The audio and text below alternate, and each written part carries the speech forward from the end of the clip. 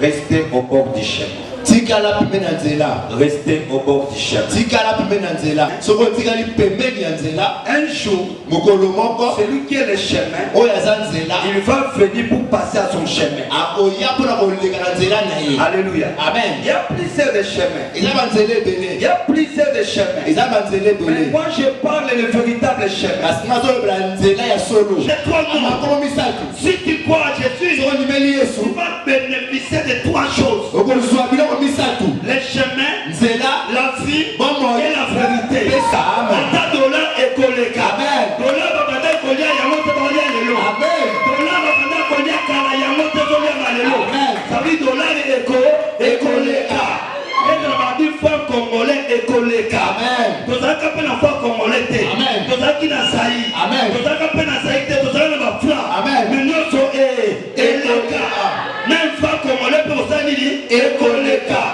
Si on te dit que maman, aujourd'hui, l'hôpital, il y a un hôpital, quand on est au hôpital, il est par semaine, il faut $350. Donc, ma femme, surtout pour nous, en charge de nous, on est au Katamusa. Là, au Katamusa, on a la bien. Si maman a le bilan, non, on a moins de l'hôpital, on a bête pour nous. Le monde hôpital, on a reçu des carottes dans l'église, et pas passer avec tout le monde. Nene na kita papa docteur ya na ko ka dibumu pass nzamba zolo mama na ko pesa témoignage ya lukati na bana ko ka dibumu pass nzola na zo simba mais tant papa yo ko na place moko ya foi na binzambe na nga kuna senga batila na éponge na la libana na bité na ko kele pe ko la te na ko sala na awo ni pasa ko yo sila na e ko mama e bro na kaka na ko kele pete si matia ya mo sili yenda ka babeki biloko minga na bapesaki biloko batamu kini bapesaki balingaki bapesa ye beki beki oyo kozala lisusu ya ye te te mwana mobali wakotaba suna beki te ekwayo nalobi mwana mobali oyo akozala lisusu na beki te kanga foto nalobi yango akotaba lisusu na beki te tokendo bomba mo bisika tobomba na babeki tokangi beki oyo na kasho yo beki okotambola lisusu na bia mwana mobali oyo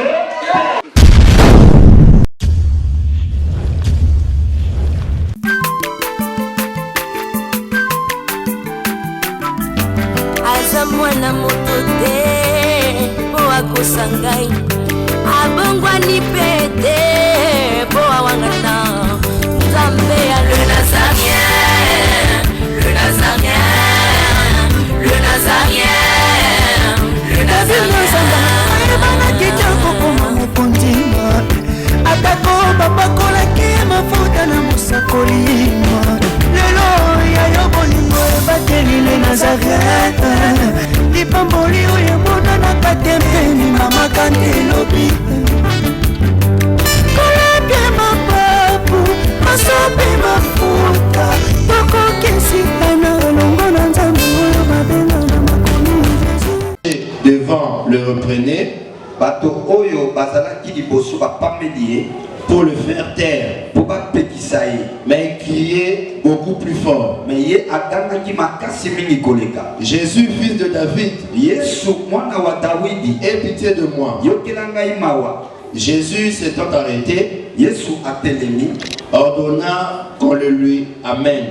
asengi bamema ye Et quand il se fut approché, na nsima ya kopusa ye il lui demanda, yesu atuni ye que veux-tu que je fasse? olingi nasala yo nini Il répondit, mpe azongiseli yesu Seigneur, que je retrouve la vue. nkolo nalingi nazongela bomoi Et Jésus lui dit, yesu ayebisi ye retrouve la vue, zongela bomoi ta foi t'a sauvé.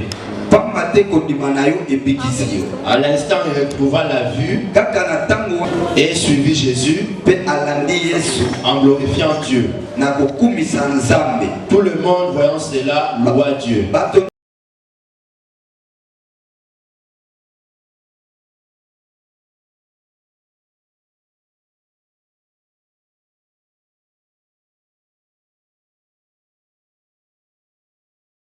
Seigneur soit loué.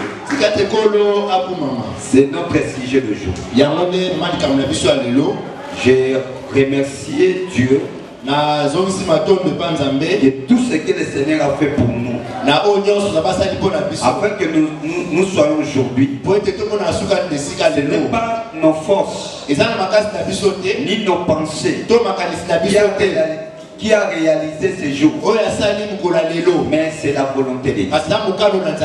C'est pour cela, à cause de la volonté de Dieu, je dis merci à mon Seigneur Jésus. Merci à mon Seigneur Jésus. À cause de lui, nous sommes en vie. Et nous sommes ensemble. Le Seigneur te bénisse. Amen. Alléluia. Aujourd'hui, restez au bord du chemin. Restez au bord du chemin. Alléluia. Amen. C'est notre sujet de jour. Pourquoi rester au bord du chemin? Parce que Jésus, il est le chemin. Il est le chemin. Si tu restes au bord du chemin, un jour, celui qui est le chemin, il va venir pour passer à son chemin. Alléluia. Amen. Il y a plusieurs de chemins. Il y a plusieurs de chemins. Mais moi je parle le véritable chemin. Je ne parle pas de simples chemins. Je ne parle pas de route de ces gens. Mais je parle à celui qui a porté le nom du chemin. Dans ce matin, je parle à celui qui porte le nom de la chemin. Donc le chemin, c'est une personne. Alléluia. Amen. Il y a beaucoup de gens qui peuvent parler. Moi je suis évangéliste. Moi je suis apôtre. Mais personne n'a porté le nom du chemin. Et je sais dans la Bible, il y a un homme. Son nom c'est le chemin. Alléluia. Amen. Alors si tu entres dans ce chemin, que ce soit, tu ne vois pas cet homme. Restez. Il va venir. Il va venir parce que lui c'est le chemin. Alléluia. Amen. Si tu entres dans son chemin, il ne voit pas aujourd'hui. Restez. Il va passer. Il va passer. Quand il va passer, si tu es au bord du chemin, il va te voir. Il va t'occuper. Alléluia. Je dis à quelqu'un, ce matin, que le Seigneur va passer dans ton chemin. Il va t'occuper. Il va te visiter. Il sera visité par la gloire de Dieu. Donc dans le chemin, si tu restes au bord du chemin, celui qui est le chemin, là il va venir. Celui qui est au bord, celui qui est au bord du chemin, il va voir la gloire, l'importance de la gloire de Dieu. Maintenant, que la gloire de Dieu va passer dans la vie de quelqu'un. Parce que tu as resté au bord du chemin. Même si les choses, ça marche ou ça ne marche pas. Je sais, dans toi que j'ai choisi, je ne serai pas dessus. Je ne serai pas dessus. Je ne serai pas dessus. Ici, quand on a poni ailleurs, attendez-le dans un monde athlétique. N'allez que l'homme n'a pas de ma solité. Pour la pona qui tamba solo. La pona qui oya zali nzela. Papi ko zo ba kombo me motomota ko zo kombo zanzela. Zambo ngana yebi kombo na ye ezali nzela. Lino lobi azali solo. Azali bomoi. Pe azali nzela. Motomota ko mona tata te soka koti na nzela te. Dans la vie, c'est un chemin. La vie, c'est un chemin. Beaucoup de gens ont crié dans leur Dieu. Mais on ne crie pas dans le chemin. Avant que tu entres dans le ciel, tu vois Dieu, le paradis. Il faut que celui qui t'amène, il porte le nom du chemin. Alléluia. Tu ne peux pas passer au Père. Ça passer par le chemin. Celui que moi j'écris en lui, son nom c'est le chemin.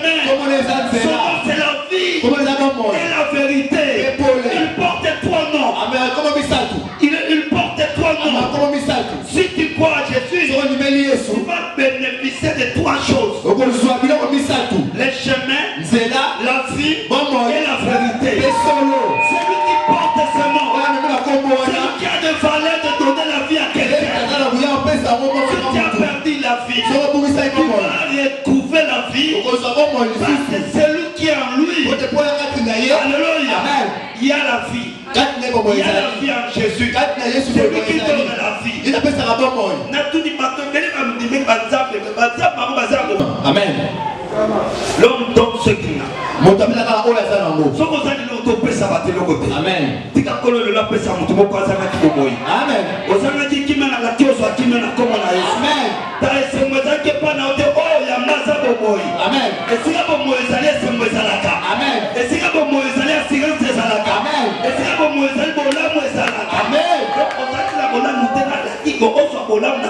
Au nom de Jésus.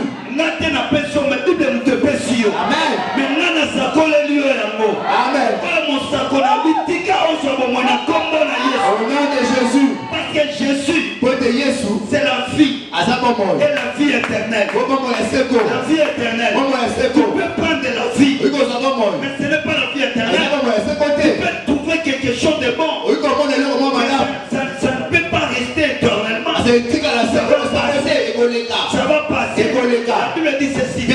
Tout passera. L'avenir passera. L'avenir passera.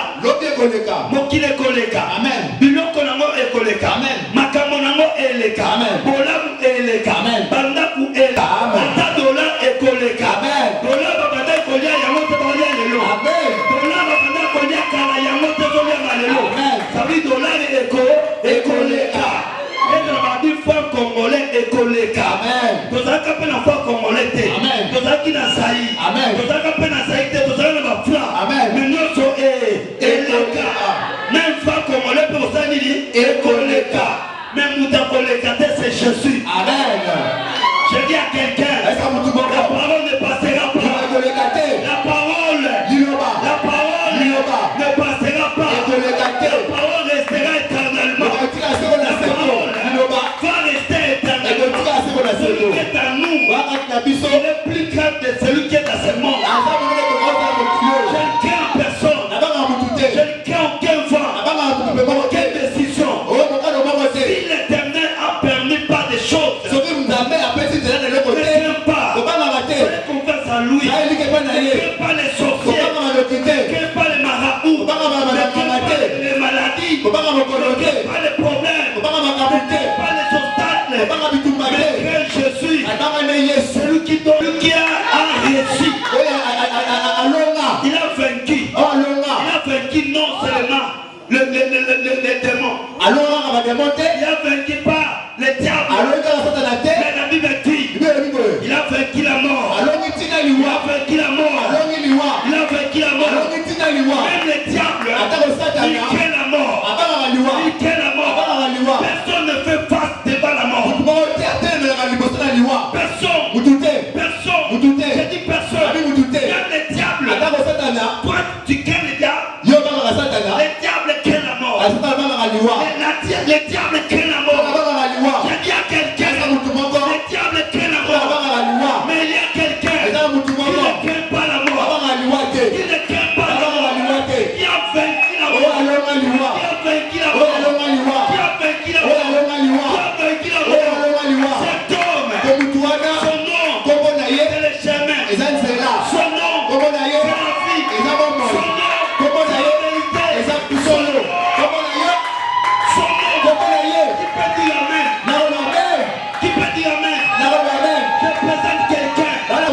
Je connais ces personnes. Je connais ces personnes. Il n'est pas un homme seul.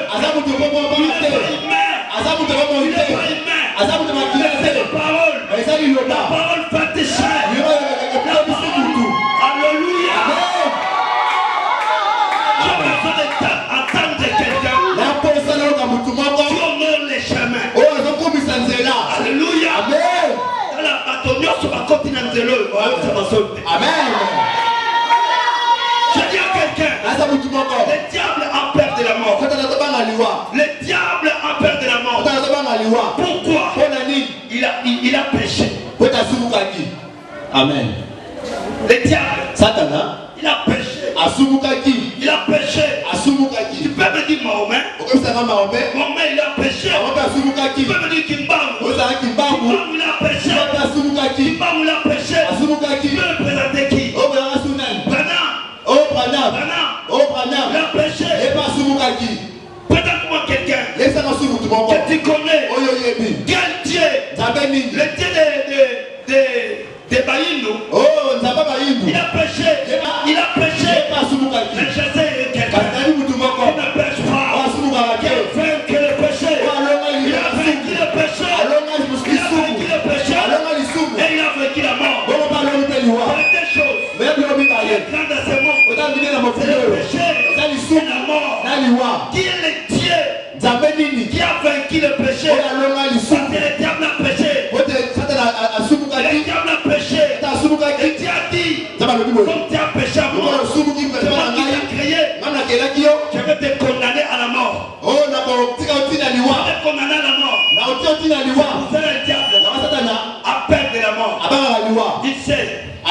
Son jour était Alléluia. Bientôt, il sera l'enfer. L'enfer, c'est la mort du diable. C'est le peur à la mort.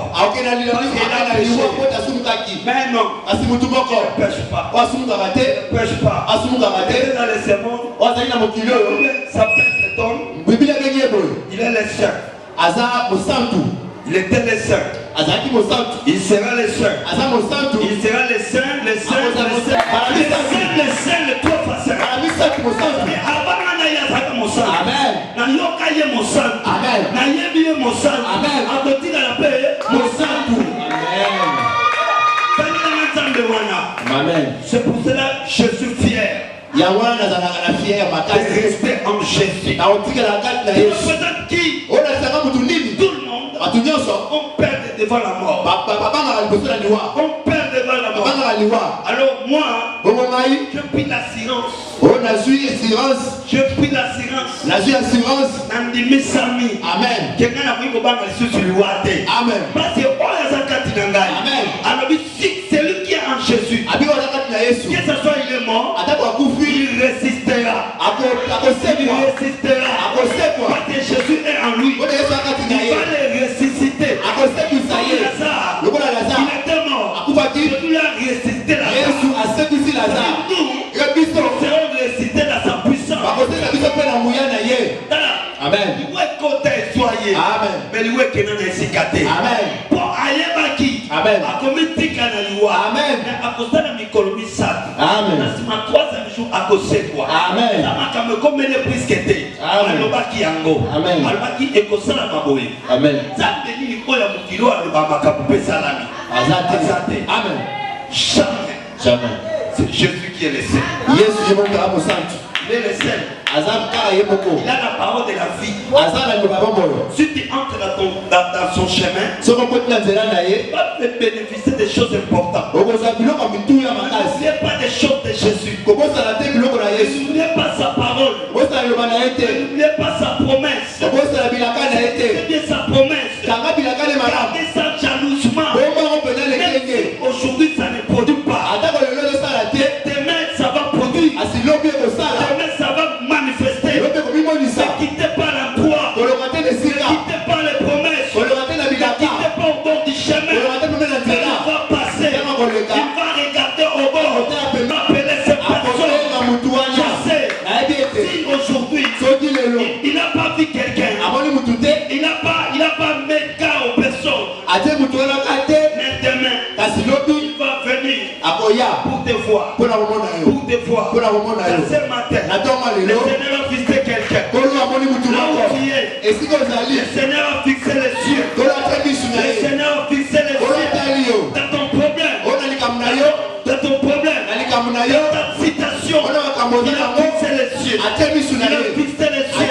Aujourd'hui, il y a quelque chose qui va passer. Il y a quelque chose. J'insiste. Quand tu écoutes cette message, il y a quelque chose qui va te passer. Il y a quelque chose. Il y a quelque chose. Je sens un mouvement.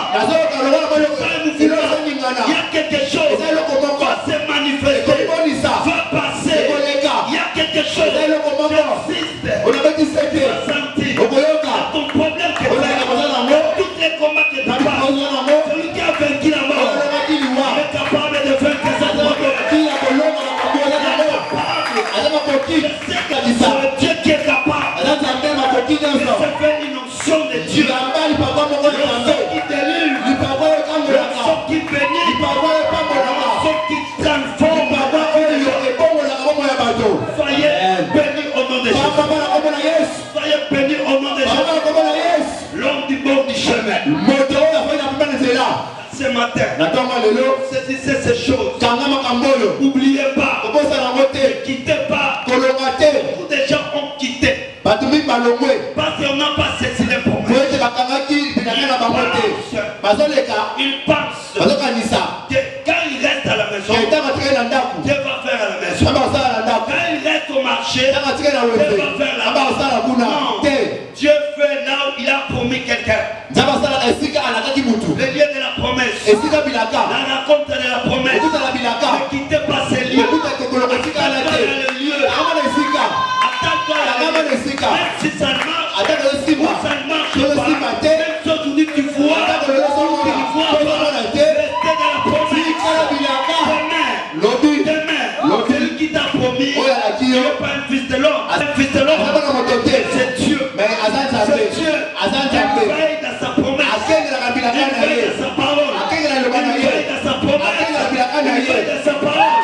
Pour accomplir. Dieu va accomplir quelque chose. C'est le temps. Le Seigneur va accomplir quelque chose. La parole qui t'a promis, ça sera accompli. Nous ne vivons pas selon la réalité. La réalité, je suis faible. Nous ne vivons pas selon la réalité. Mais nous vivons selon l'esprit. Un juste, c'était quelqu'un qui ne vit pas selon la réalité. Attention, Bartimée, il était dans le chemin.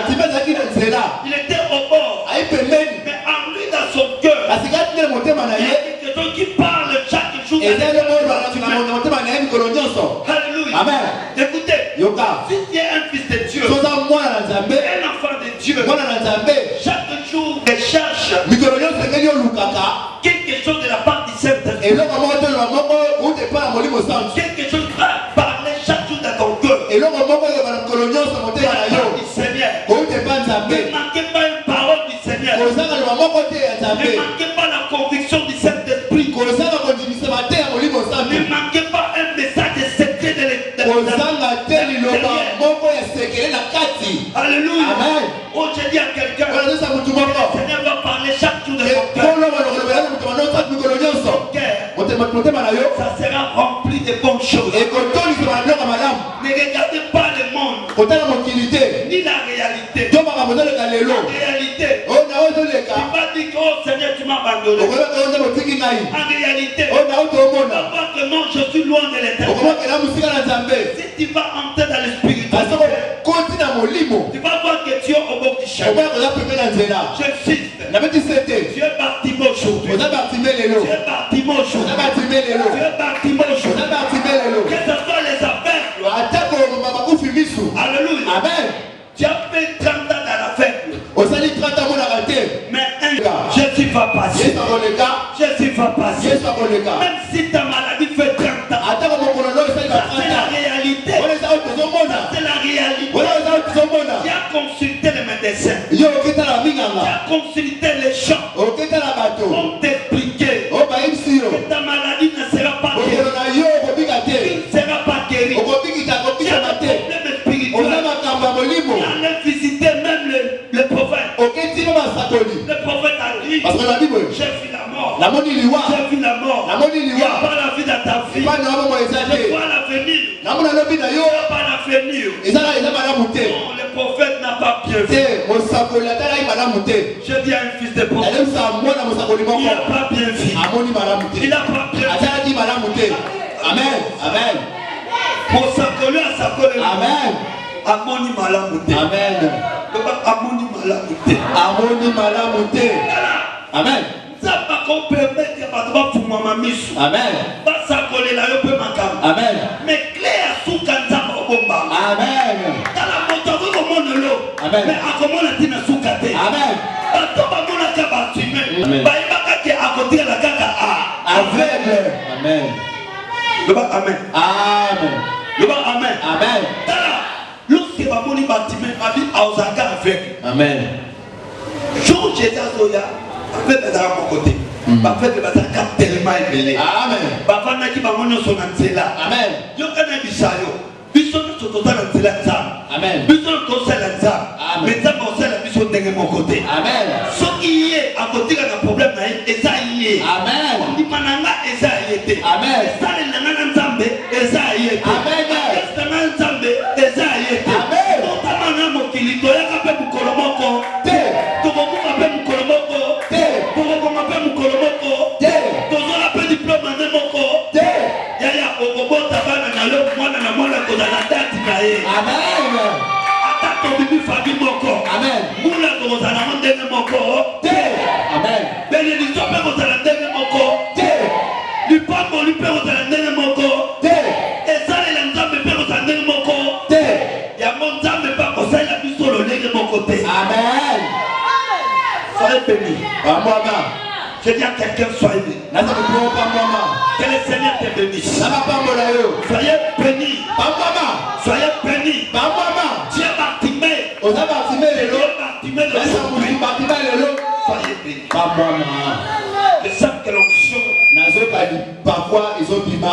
Je sens que l'onction. L'onction du Père quelque chose. Dieu bénit dans la parole. Il délivre dans la parole. Il guérit dans la parole. Si tu es malade, à cause de cette parole, que le Seigneur te guérit. Si tu es bloqué dans une problème, une situation terrible, je libère l'onction. Avec les clés de la libération. Tu seras libre au nom de Jésus. Aucun jugement peut te suivre.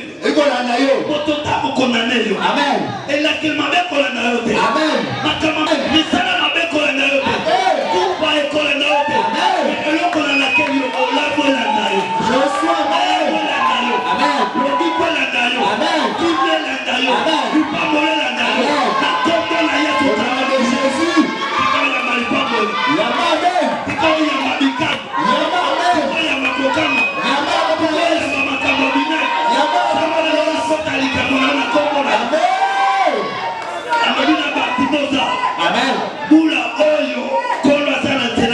Amen. N'insistez pas. Ne murmurez pas. Ne s'inquiétez pas. Moi seulement la parole. Un jour, il va passer dans mon cœur. Il va passer dans mon cœur. C'est ton tour maintenant. Le panier sur qui? Le panier sur qui? Le panier sur qui? Le panier sur qui? Oh, maintenant c'est ton tour. Je vois. C'est ton tour. C'est ton tour. Amen. C'est ton tour. Amen. C'est bâtiment ça. Le Seigneur va faire quelque chose pour bâtir. Ce que tu vois, c'est la réalité. Mais ce n'est pas la vérité. Makambo somona. Amen. Ezana makambo mokili. Amen. Ezana kana mobongo. Amen. Ezana mobongo. Amen. Mais eza ya moté. Amen. La réalité, ce n'est pas la vérité. Amen. La réalité, ce n'est pas la vérité. Amen. Ce que tu vois, ce n'est pas la vérité. Je vois quoi? Je vois que je suis combattu. C'est la réalité. Les choses de ce monde. Qu'est-ce que je vois? Je vois que je suis condamné.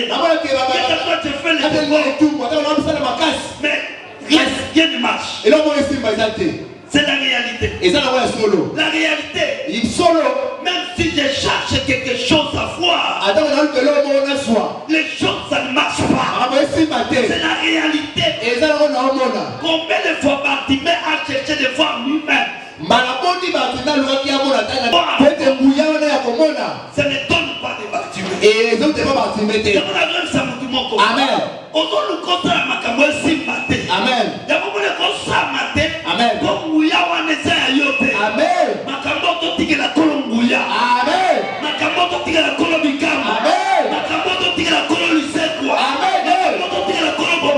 Amen. Amen.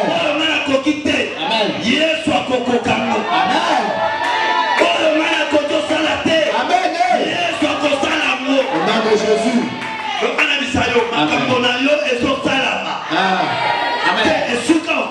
Amen. Dans la pointe que tu es, Et si nous allons, tu ne rateras pas. tu Tu ne rateras pas. Tu n'échoueras pas. Que le Seigneur a fait, c'est ton tour. Le panier sur quel il y a un homme, il prend les formes de panier. Il y a un homme qui prend les formes de panier. Cet homme, c'est lui-même Jésus. Il était de multisystèmes. Tu peux prendre le système du chemin. Tu peux prendre le système du panier. Tel sacrificateur pour servir son fils. Amen. Amen. Amen. C'est la parole. Le fils de Dieu, de la promesse, soyez là. Restez au pied du chemin. Ne quittez pas l'endroit. Beaucoup de gens ont perdu leur promesse parce qu'il a quitté le chemin. Le chemin, ce n'est pas facile. Amen. Le chemin, ce n'est pas facile. Le chemin de Dieu est toujours difficile. Soki tozongisi Abraham lelo abi botika nayebaka teke na kosala boye. Nayebaka teke kombo na nga mpe etangama. Nakendaka na me nzambe nini naza reconnaissant ya koyebisaka bato kaka zaka nzambe ya Abraham. C'est le Dieu qui n'oublie pas au loin. Amen. Eza nzambe oyo abungaka moponami te, abwaka mpe mopakolami te. Écoutez, si tu attaches avec un homme, tu fais le bien, un jour, tu peux oublier. Peut-être toi Jésus, il n'a oublié les biens de personne. Il fait chaque jour, il pense. Voilà, Nzambe aliaka lifuta mutu te. Yaya Nzambe aliaka lifuta mutu te. Soki osali liye akufuta yo. Tala osala kaka. Tango abanda kofuta bato bakoyeba te. Okolino lona. Tu peux s'aimer aujourd'hui. Demain, babengana na ndako. On s'aimer lelo. Oleki na pasi. Mais attention, continue de faire. Continue de faire. Des fois, ça on appelle ça. Tu vas entrer dans une époque de persévérance. Amen. L'époque de persévérance. Kolikia. Amen. Amen. Beaucoup de gens. Beaucoup de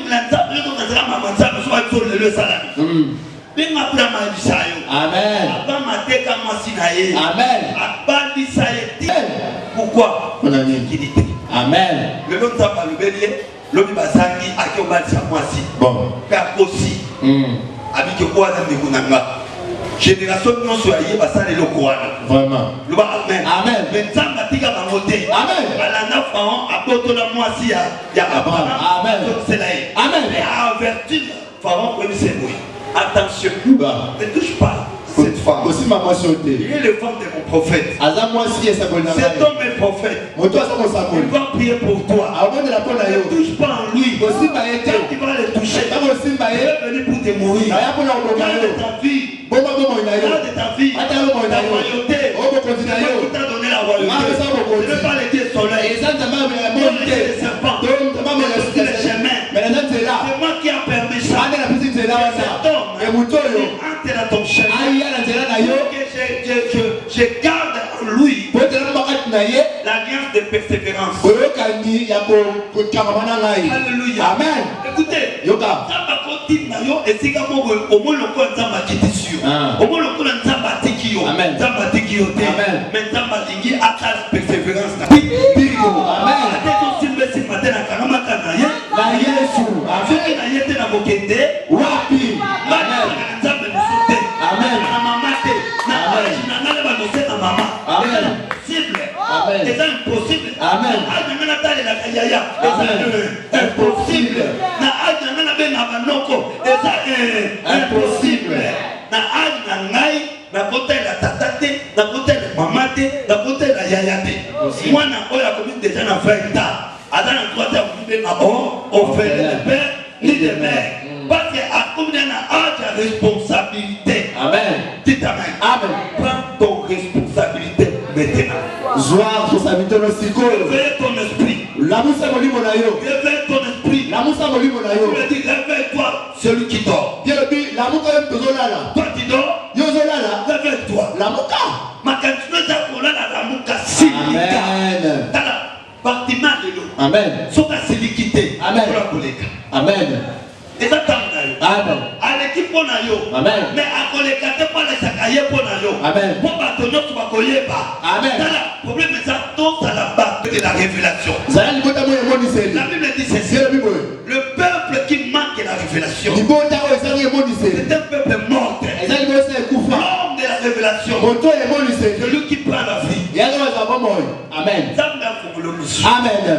afungula mayele, Amen. afungula makanisi, Amen. afungula mayele na yo. Amen. Moto ya kati te fungwa. Amen. Omonaka makambo selon bato te. Amen. Mais omonaka makambo selon Nzambe. Nzambe.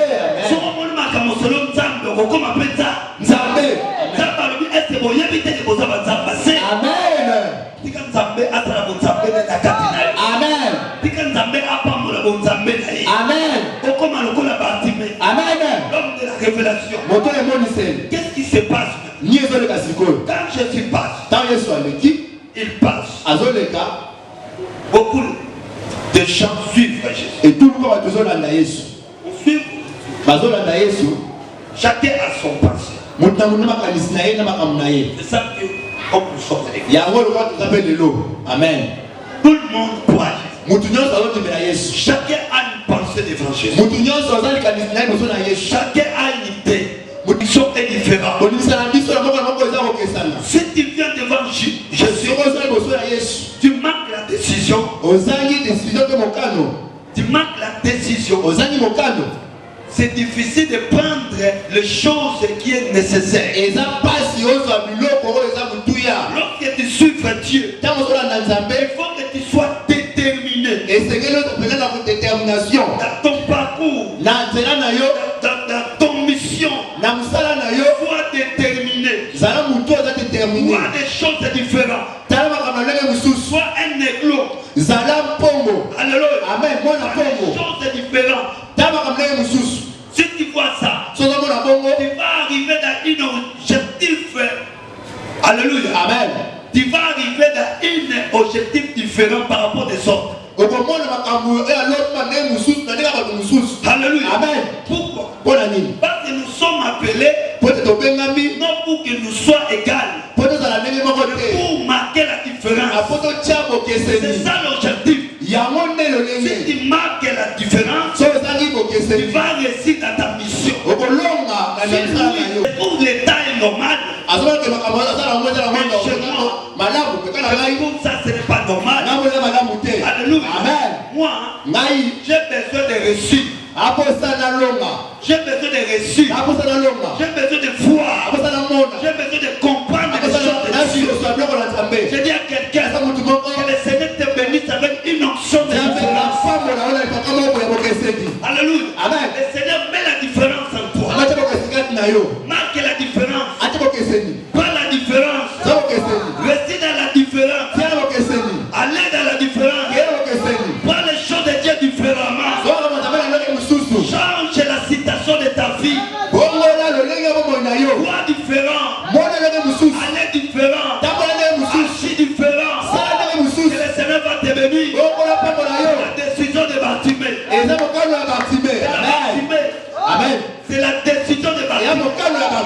Bartimée, soyez béni. Regardez ce qui se passe. Lorsque Jésus passe, beaucoup de gens suivent Jésus. La foule. C'est bien. Bénis-nous.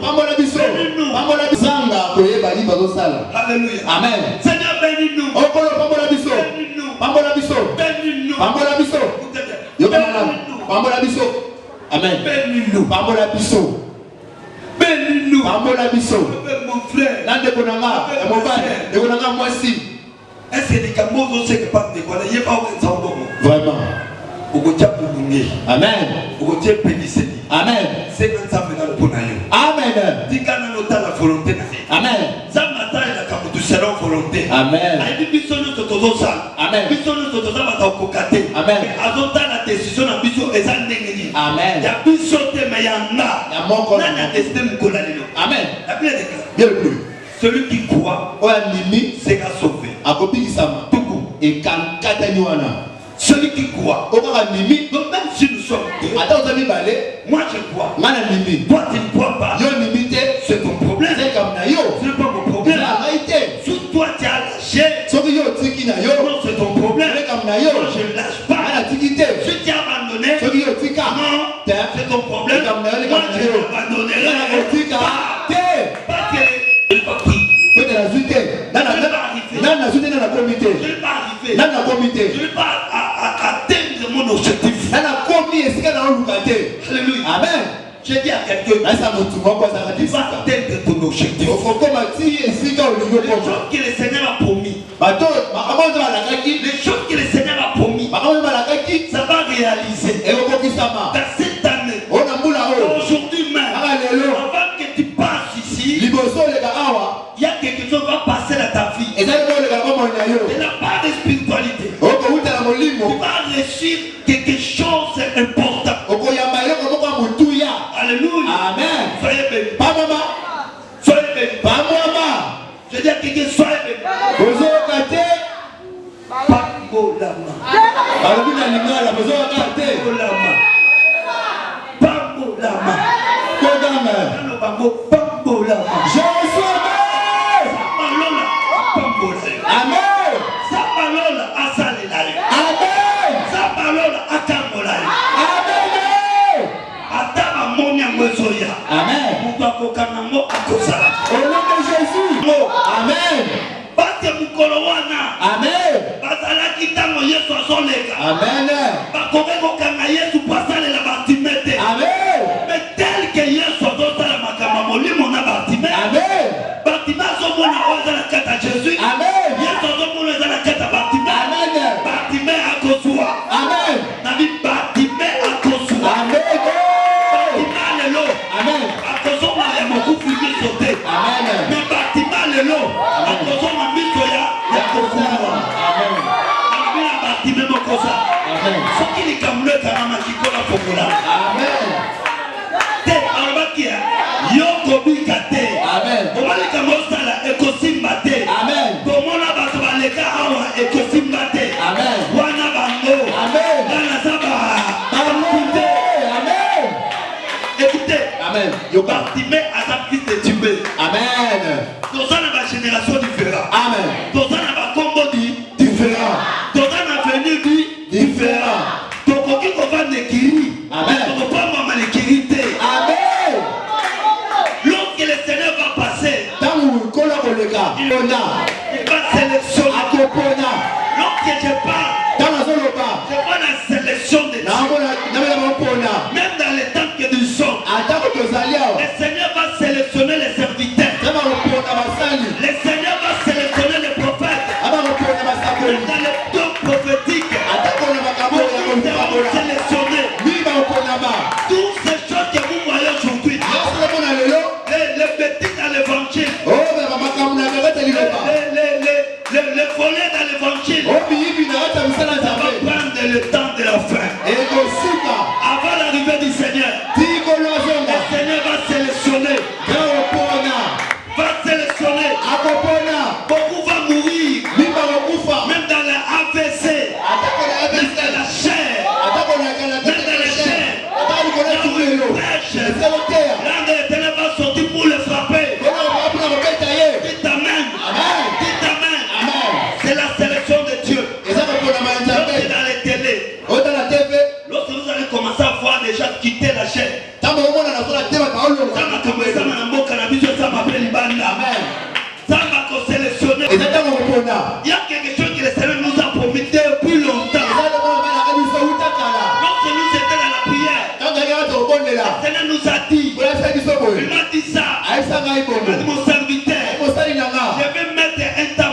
Na tata moko ya kufa ya kimia. Alors, Amen. un temps mort. Tata moko ya Ça kufa. veut dire quoi? Iko bani. Tant moko nyonso ekovanda l'évangile. Amen. Eloko moko otambola te. Amen. Yango mona ntango tozali so otana kati évangile omona ke évangile evandi kimia. Amen. Ça veut dire que ma campagne est zatée. Amen. Personne ne fait les campagnes pour Jésus. Tout le monde est resté là Yesu campagne. Les campagnes de miracles. Oh, ya makamusi. Les campagnes Oh, d'évangélisation. campagne ya rotea. Les campagnes de Canada. Oh, campagne ya ko. Les campagnes de louange. Oh, campagne ya ko yembe. Non, il n'y a pas de campagne. Te za soute. C'est un mort. Ezata moko elali. Lorsque tu vas regarder ces choses, Tango ta omona tu makambo. vas comprendre qu'il n'y a pas de bons serviteurs. Okoma ke osusu ke basale makamba zate. Alléluia. Amen. Ça veut dire que nous avons échoué dans notre mission. Eke non to kwei to kokitela mamusala na biso. Alléluia. Amen. Ça veut dire que les missions que le Seigneur a données, Ete musala ko pesa ki biso. la détermination, ce n'était pas comme ça. Kasi oyo ya bakisa ki abongo te. C'est là, il a mis le temps mort. Yango ateka mwa ku. Lokola kala. Comme auparavant. Lokola na kala. Mais maintenant, Kasi koyo. tu vas voir les musiques chrétiennes, c'est différent. Okola ke musique ya Nzambe na Les lelo bêtises mususu. entrées dans l'évangile. Oh, buzo ko tina Les kati. choses de Dieu, les bêtises entrées dans l'évangile. Buzo ko tina kati buzo. C'est la musique. Oh, na kati ya musique ya Partout les Nzambe. services de Dieu. Oh, meza musala Nzambe. C'est-à-dire que les Jézabel, Eke no ba Jezabel. les gens assis dans l'église, Azoluka afa kati etonga. qu'est-ce qu'on peut faire? Ni to iko sala. On prend de la fouet Essaye ozwa fimbu. pour les chasser. Pour kobenga na Avec le bango. fouet, Na fimbu. avec le fouet. Na fimbu. Est-ce que quelqu'un qui m'entend? Asa kwa so soni mai. Au nom de Jésus, Akomona Yesu. je vous dis aujourd'hui, Asa no lelo. vous allez voir Omona. le fouet entrer dans l'évangile. Fimbu ko tina etonga. Zamba kuyana kombo. Amen. Akokombola. Amen. Loba amen. Amen. Akokombola. Amen. Akokombola. Amen. Okomona évangile kosupama. Amen. Mais dans le moindre des choses, Kasi lelo moko wa mokie. le Seigneur va commencer. Kolo robanda. Le Seigneur va commencer. Kolo robanda. Amen.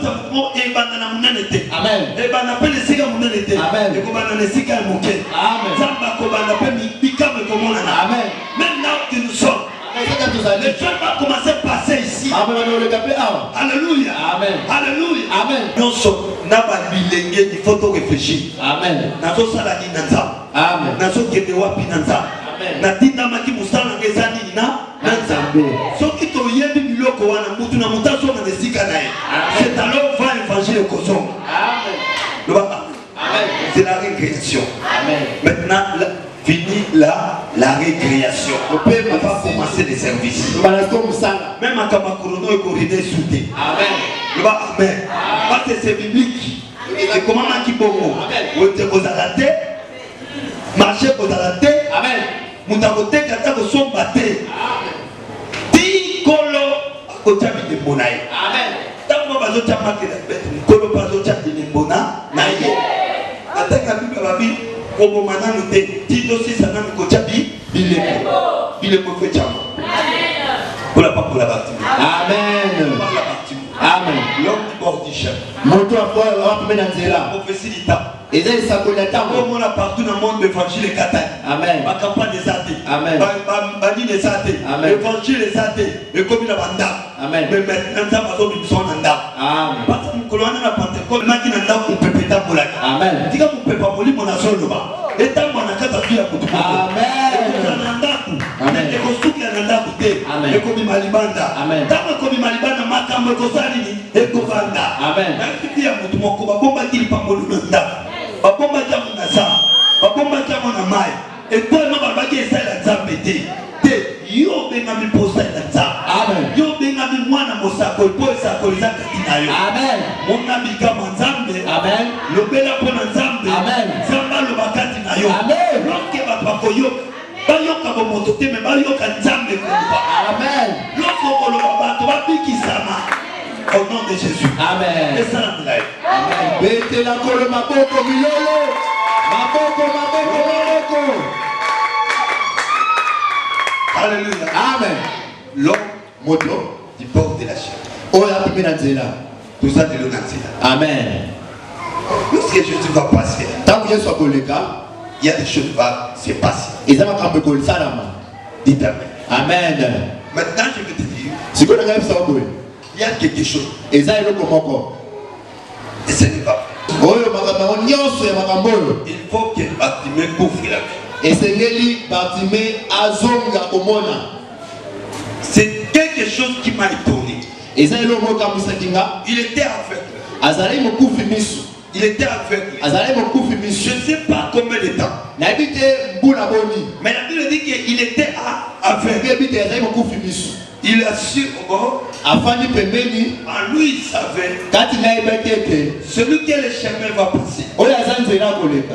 Quand il va passer, Tama koleka. je ne sais pas quel jour, N'habite mukolo. mais je serai ici. Kati na zarawana. Je vais rester Na kotikala. pour regarder jusqu'à la fin de ce que le Seigneur m'a promis. Pona komona to kotala tina suka oyo balaki ngai. Alléluia. Amen. Écoutez, Yoka. tout le monde suit Jésus. Mutu nyonso azolanda Yesu. Mais il faut que tu sois avec une détermination. Asesengeli te oyeba okende tina suka likambo. Sois un homme avec la détermination. Zala mutu okende tina suka likambo. Sois déterminé dans ton objectif. Zala mutu akoma tina suka likambo na ye. Il faut que tu sois un homme Esengeli zala mutu moko avec la détermination.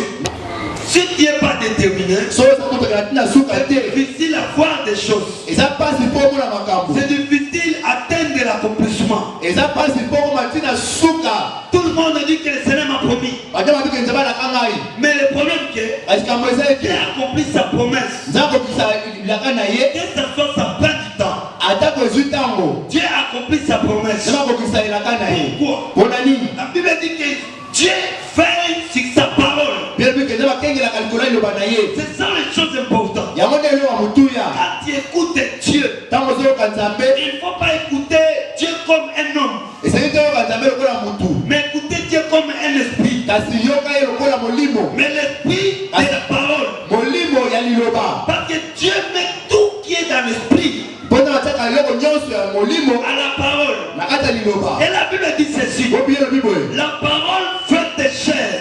Liloba ekomi mutu. La parole fait de chair. Liloba ekomi mutu. Liloba est là dit Nzoto. Amen. Ça dit, si que l'Éternel t'a promis quelque chose, Mais soki Nzambe alaki eloko moko. il va réaliser ces choses. Akokokisa makambo wana. Il va réaliser ces choses Akokokisa dans la spiritualité. Ekotika te na molimo. Mais ça va quitter la spiritualité Asali kolongo na molimo. pour venir dans le monde physique, Po ete eya elata nzoto. pour venir dans le monde réel. Po ete eya ebimonisa. Lorsque les choses quitter le monde spirituel Ntango babiloko elongo na mokili ya molimo. pour venir dans le monde réel, Po eya na mokili na biso on ese. appelle ça l'accomplissement de la promesse. Babengaka yango kokokisama ya elaka. Alléluia. Amen. Alléluia. Amen. Est-ce qu'il y a un peuple qui est révélé? Amen. Amen. Amen. Lorsque les choses spirituelles Biloko ya molimo. quittent la spiritualité Elongo ya molimo. pour se manifester dans le monde physique, Po ebimonisa na mokili ya boye. Ekolakisa ete c'est l'accomplissement de la promesse. eza kokokisama ya elaka. Ça, j'ai dit à quelqu'un. Wayosa mutu moko. Lobi nzamba alakaki yo. Amen. ezalaki molimo. Amen. Mais ya lelo nzambe akoya kolatisa ngo nzoto. Amen. Makambo akolata nzoto mpo ekokisa bilaka oyo okolo alaka yo. Amen. Nzambe soki alaki Amen. etikalaka na molimo te. Amen. Ebimaka na molimo. Amen. Yaka malembe malembe. Amen. Elata nzoto. Amen. Parce que c'est le Dieu qui met la différence. Po eza Nzambe watiaka bokeseni. La différence de la spiritualité. Bokeseni na kati ya bonzambe. Alléluia. Amen.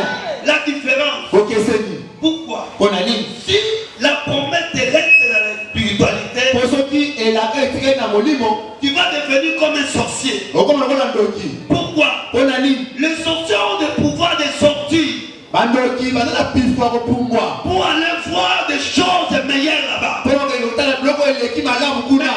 Les sorciers, Kasi ndoki. baza na capacité te. Amen. Ya kozwa makambo bamoni babimisa yango ebima. Amen. Ekotikala kaka na bondoki. Amen. Pourquoi? Mpona nini? Mpo baza nzambe te. Amen. Mpo baza nzambe te. Amen. Bakokoka kobimisa yango te. Amen. Yo nati mutu moko mazabu alaka yo te mpo eloko moko te koya. Amen. Ndoki alaka yo te mpo eloko moko te ekoya. Amen. Mais Yesu soki alaki yo makambo alaki ekokokisama. Amen. Yesu soki alaki yo ekosukana Na kokokisama. alobi tika ekokisama na kombo na Yesu. Amen. Je reçois. makambo ekolo alakaki ekokisama. Amen. Batima nalobi elaka na yo lelo Ekokisama. c'est la raison pour laquelle Yango na ntina ete Bartimée il est au bord batimi ape afomi pembeni. du chemin. Pembeni na nzela. Pourquoi? Pourquoi? Personne n'attendit. Qu'est-ce qui se passe dans le cœur de Bartimée? Frère, amen. Ma soeur, tu sois avec un cœur différent. Et c'est que l'autre a monté par le ceux qui battent pas belle maladie, mon corps. Yo belle maladie, tu belle maladie, mon corps. Mais tu oublies qu'à mon côté. Amen. Ceux qui ont maladie, tu bénis, tu oublies qu'à azate. Bango bata na kisi alolate. Ngana sana nzambo za kisi ya. Amen. Isika ba lembani ye akokaka. Amen. Pour toi yelinga malamu za kanani. Amen. Munga mamoko ta mokilo aibi pièce nzamba so akapasa na labo. Amen. Munga ngata na ngote. Amen. Munga mamoko ta mokilo ko betela na tolo ba ke moi je suis docteur. Je connais beaucoup. Je fais la doctologie. Médicale. Ça c'est ton problème. Mais le problème c'est que tu ne connais pas comment tu as réalisé la thèse. Alors tu es médecin selon la formalité. Ça c'est la formalité. Mais la réalité il est véritable. Le véritable médecin c'est Jésus.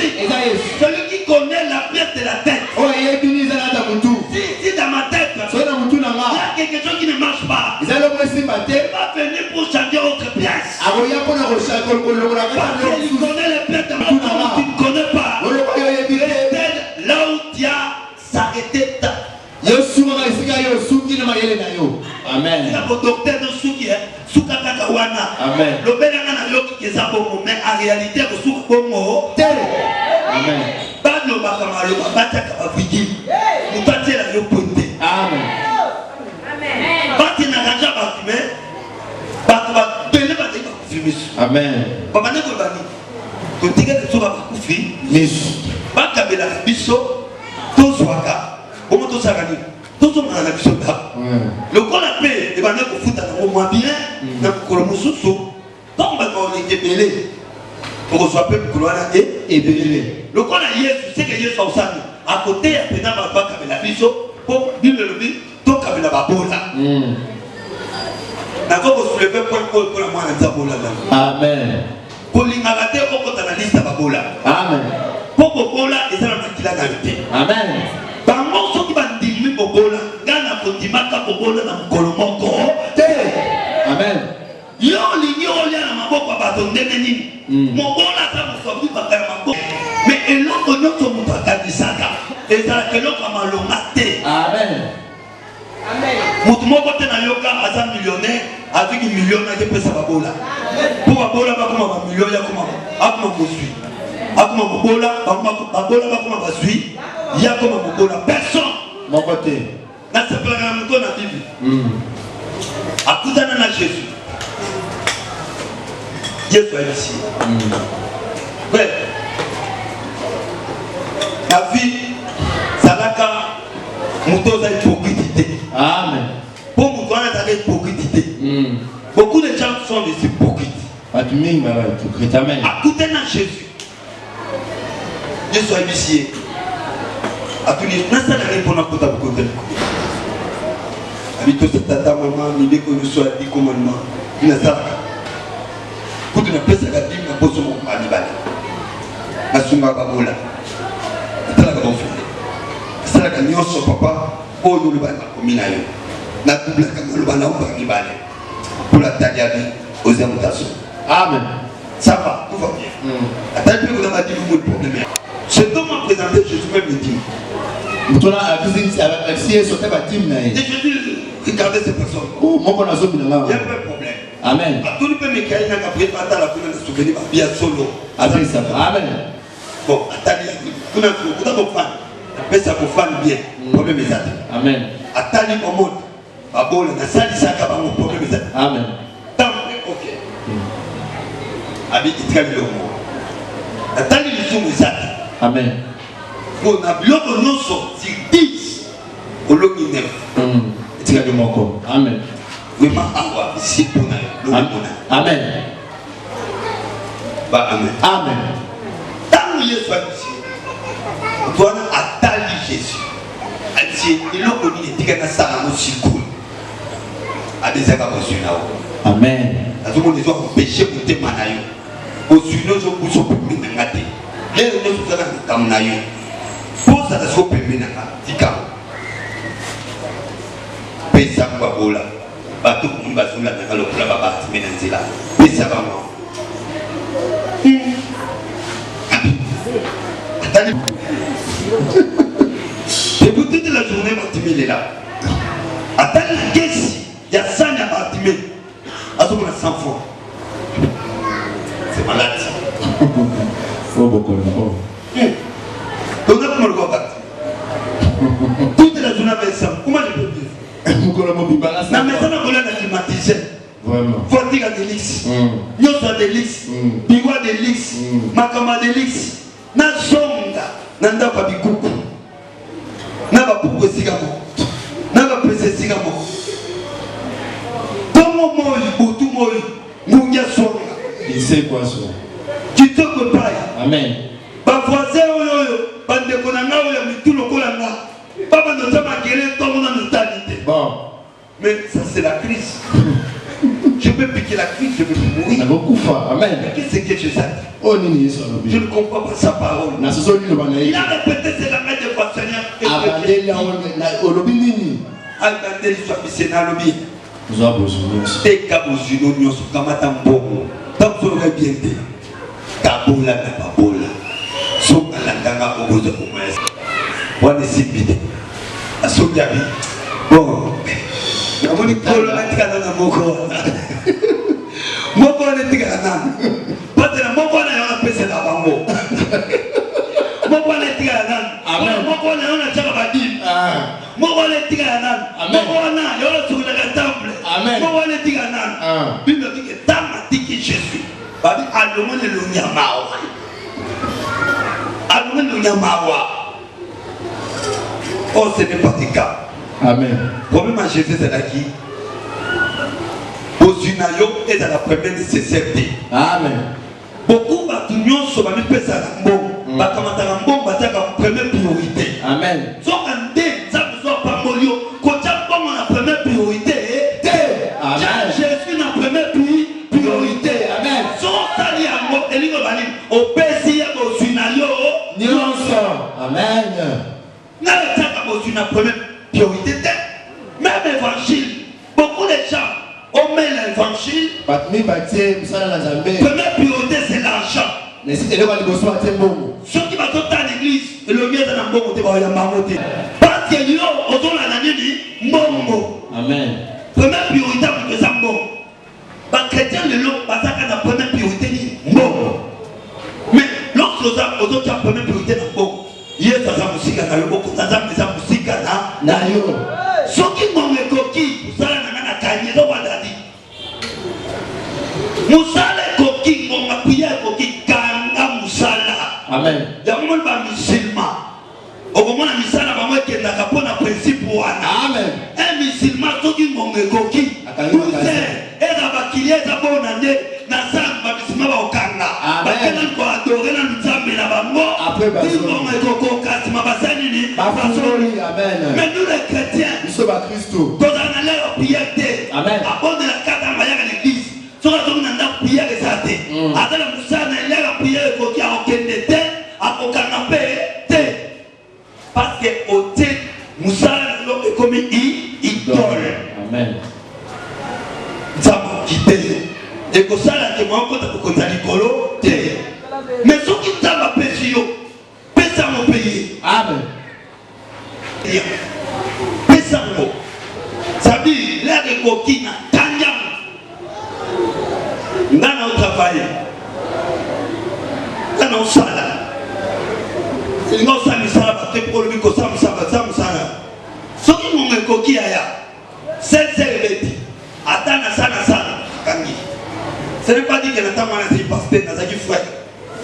J'étais simple, frère. Amen. Tout le monde me connaît, frère Timothée. Ceux qui m'ont coquille, dans la Monsaba l'église, na kangi pour la Monsaba. Ceux qui séminaire déjà, j'arrête. Amen. Kangi. Kola na principe wana. Amen. Tata na ngata tinda kama. Mais mon livre sur le belangata na nyoso ke kanga. Kangi. Parce que pourtant c'est pas ça. Amen. Il y a plein d'années locaux. Et là, on monte à mon nez de panza. Ça va dire. Comme comme Dieu. Amen. Pèse la main à eux. Ce qui nous a parlé au Seigneur, au côté de l'état de paix. Bimisa Pissay. Amen. Amen. Amen. Amen. Amen. Est-ce que Baba, tu me vas à Amen. est-ce que mon monde dit que le loma? Amen.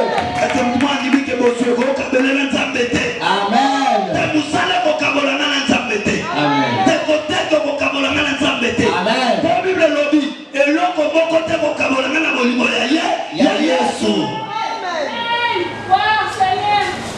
Soyez bénis. Pamama.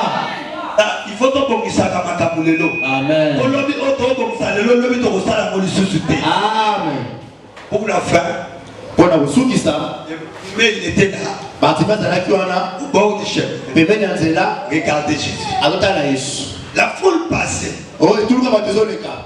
Comme il était avec Le col a qui beaucoup. il voit Jésus dans son esprit. Azomona Yesu na molimo na Il ye. savait dans son esprit. Abete na molimo na ye. Un jour Jésus va passer Ukolo moko Yesu akoleka. dans cette chemin. Anzela o. Alors je ne peux pas quitter cette chemin O mona ko le kana o anzela o te. parce que Jésus va passer ici. Ko Yesu akoleka awa.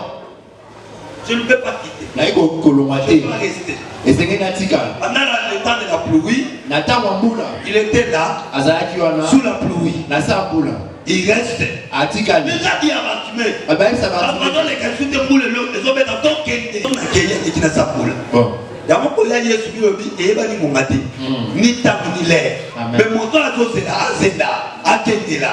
Il faut que natanga bula, natanga moi, natanga mipepe, natanga nsala, natanga pasi, natanga komekama, natanga nyoso kengela. Amen. Okengeli moko amen. Amen.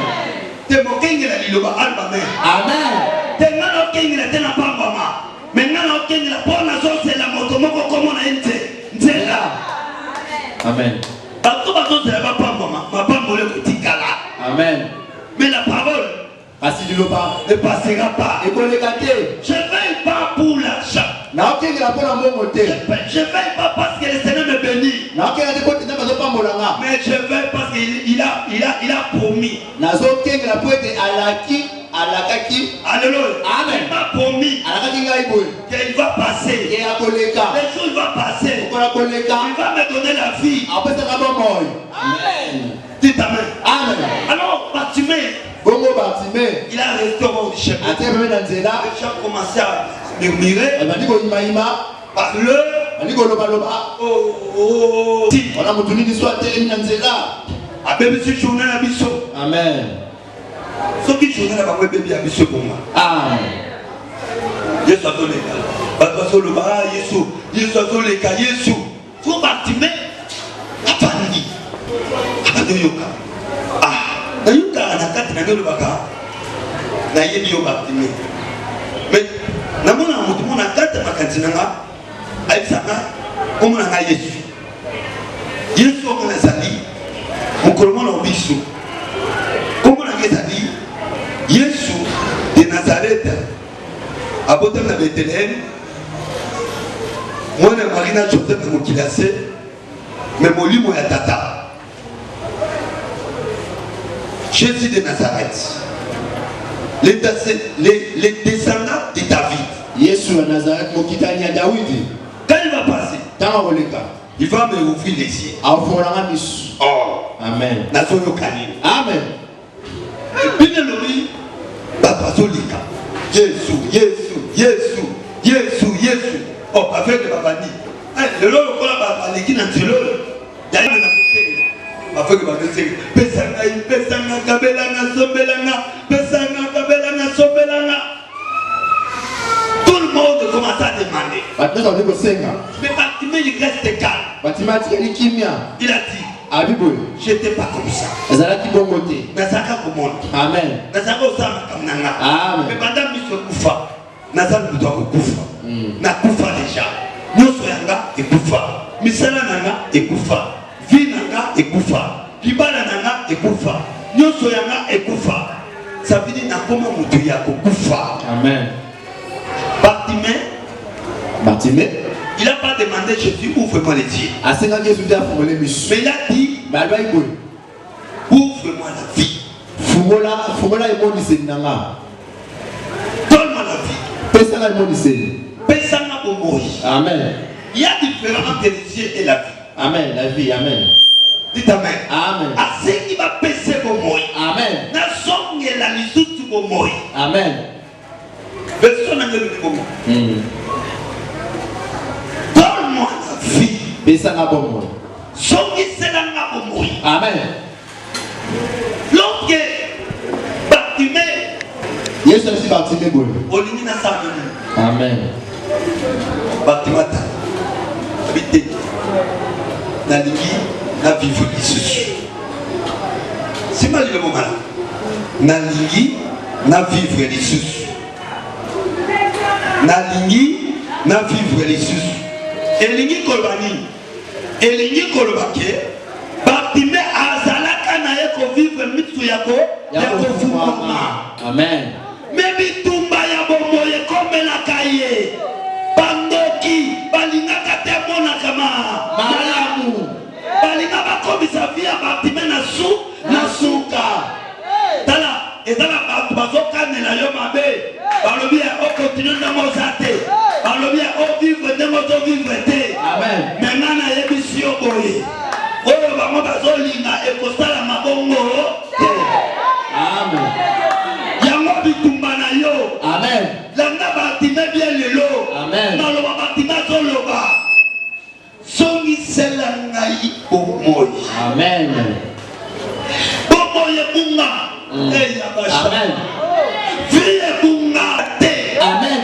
Nana konza na mandia te. Amen. Na kata te que le jour na kovana awa mandia. Mais na kota na ganje ya ba mandia. Amen. Zamba lola. Songi sela na bomoi. Amen. Bana ngani sobo. Makamazo pase kati na yo okana kamote. Amen. Que un jour yo ko vivre na makamba boye. Amen. Ezaba to mokili balukela jo yango. Amen. Amen. Amen. Menana lo bien. Soki bamba balukela jo yango e kokoma posa la ke mwanza. Amen. Ako kese bela témoin général.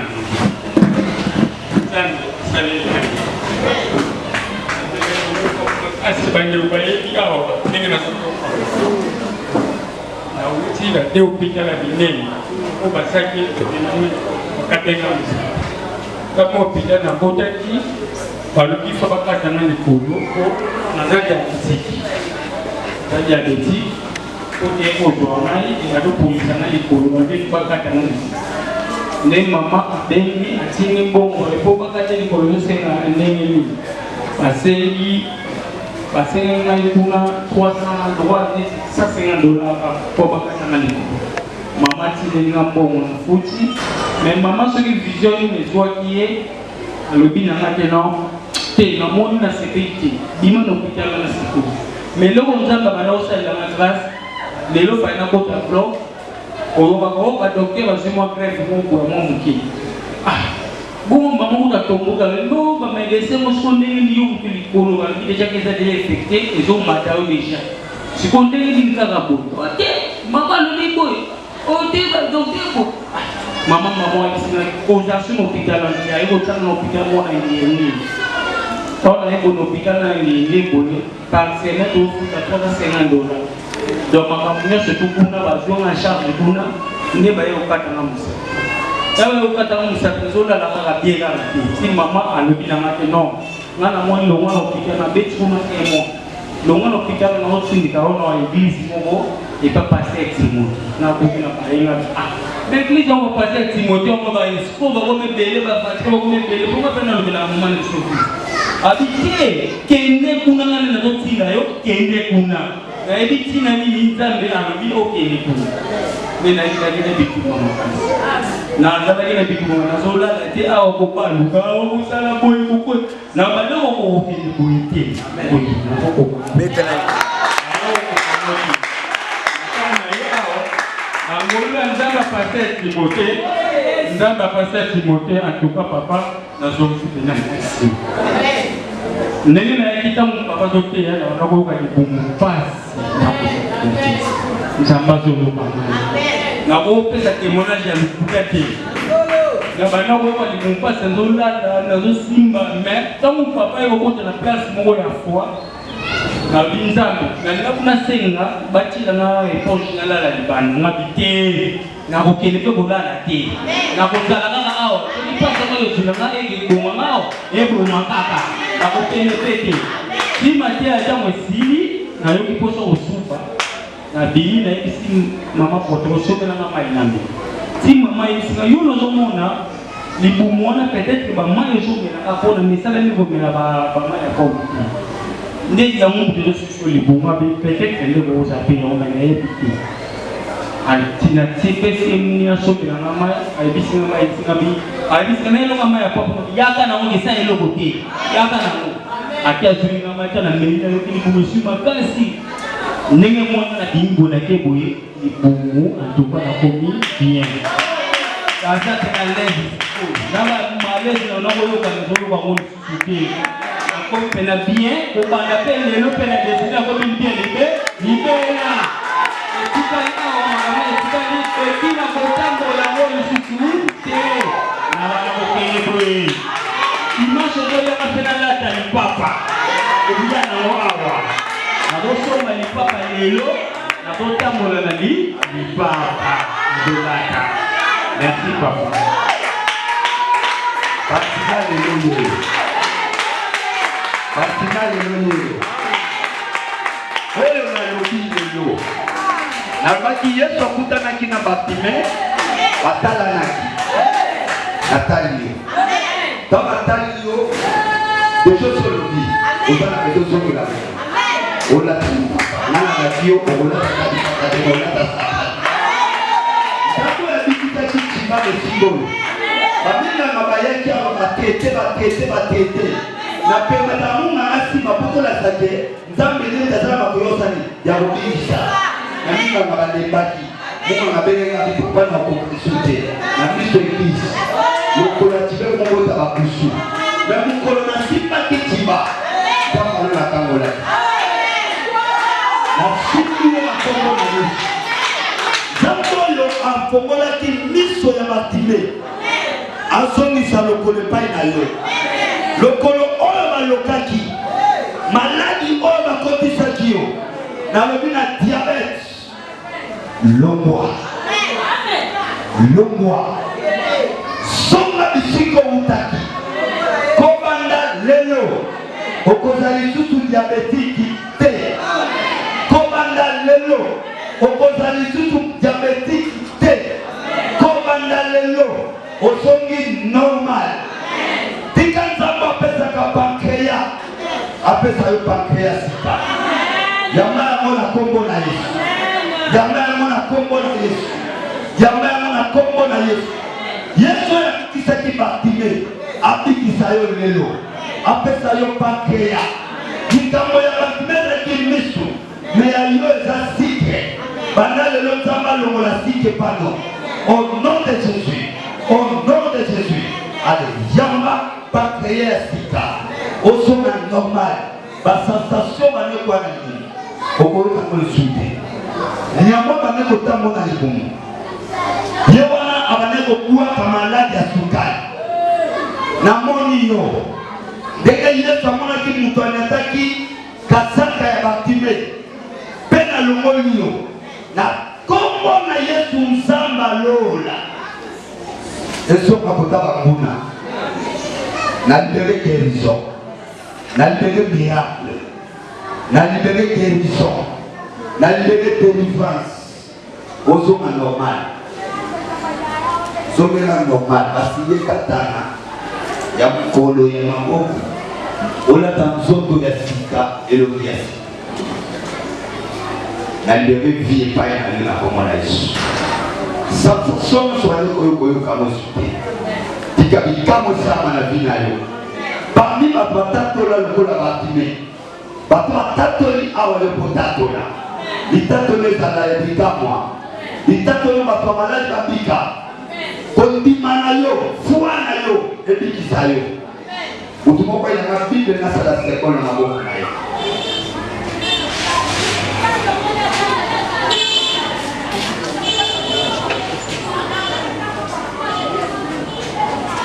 nazopesa yo symbole biblique na kombo na Yesu natie bible na maboko na yo. Parmi les serviteurs, aux serviteurs, parmi les prophètes, aux prophétisés, on a dit ça, Batou, on a le signe à Moussapi, on a le suscité. On a le suscité. Ce qui va tout dire, tout ce qu'on a dit, ça va venir si on a dit, ça va venir Moussapi, mon présenté. Pour aller dans la carte à l'ocolomental, ma boya, la carte à Moussapi, pour la qui s'appelle Yah le Molaki, parce que carte sur le coloté. Moussapi, alors on a témoigné, on témoigne partout. Au nom de Jésus. Zamba bika motolo kana sango. Mona na lelo na katinae. Okitana kina batime. Kutana nae. Na kombo na Yesu mango na lobi ela transote pa na yo. Na kombo na Yesu makambo na lobi esala na yo. Na kombo na Yesu ni banzambe kote pa na yo. Na kombo na Yesu delivrance kote pa no. Na kombo na Yesu lilo banzambe transforme yo. Oswa liloba ya koteya ya kotato na watu ya kolakisa mamo. Qui est Jésus? Qui est Jésus? Qui est Jésus de Nazareth? Oh David, oh yo Batimé, appelez-la qui, attaque-la-qui, paix à mon anaki na fina et à mon anaki na yo. Yamaye maintenant. Na tombo na Yesu a transformé fina yo. Allons la diabète. Allons la diabète. Allons la continuité à médecin. Allons la meilleure à médecin. Bakato sur le coloté. Allons les tellement cansos de la yoté. Au nom de Jésus. Minga mabakuta na yo. Batu na quelle formule. Oui, ça va c'est Jésus. Batu bakuta na noya diabète. Baba quelle formule. Oui, ça va c'est Jésus. Ce qui me connaît la Jésus m'a dit mais. Beaucoup pique à l'ocola. Bible que nous matin ma beaucoup là yo. Remplacé parmi les serviteurs. Amen. Que le Seigneur Jésus soit là. Acclamez Jésus.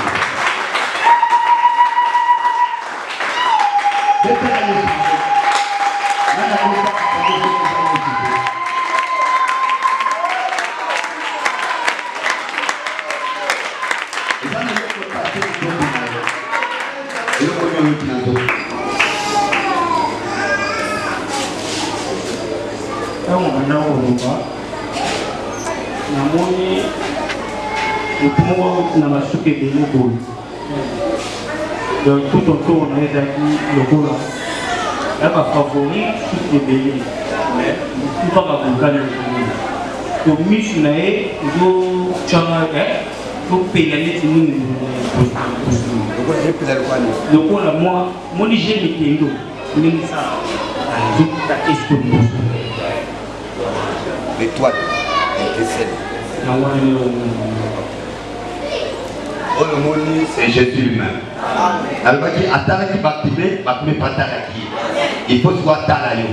Nenga talio au monde étincelle. Oh le moni amo Batima monaki. Yabo pisuvi. Okozo ali susu pota tolai. Na komo na Yesu. Eso wota ngwa tuta. Epela Yesu maboko. Epela Yesu maboko.